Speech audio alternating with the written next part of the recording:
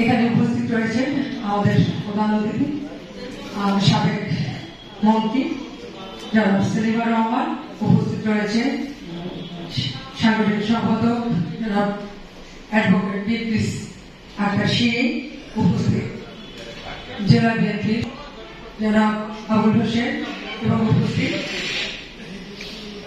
সকলকে জানাচ্ছি আমার মহানগর বিএনপির পক্ষ থেকে শুভেচ্ছা অভিনন্দন।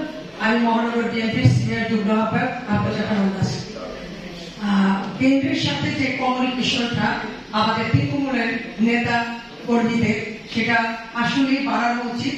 কারণ যখন আমাদের একটা বিশেষ কোনো কিছুর প্রয়োজন হয় বা আমাদের এই যে কিছুক্ষণ আগে যে আমাদের অভ্যন্তরীণ যে দ্বন্দ্ব নিরসন, বিভিন্ন পর্যায়ে নিরসনের জন্য অবশ্যই আমাদের কেন্দ্রের সাথে একটা কমিউনিকেশন খুবই দরকার।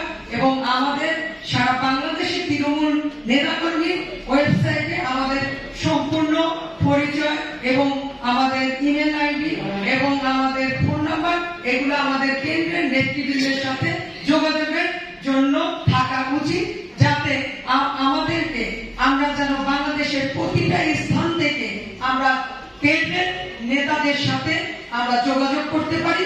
তাহলে আমাদের ভিতরে এই যে অভ্যন্তরীণ গণতান্ত্রিক চর্চা বিভিন্ন ধরনের বিভিন্ন পর্যায়ে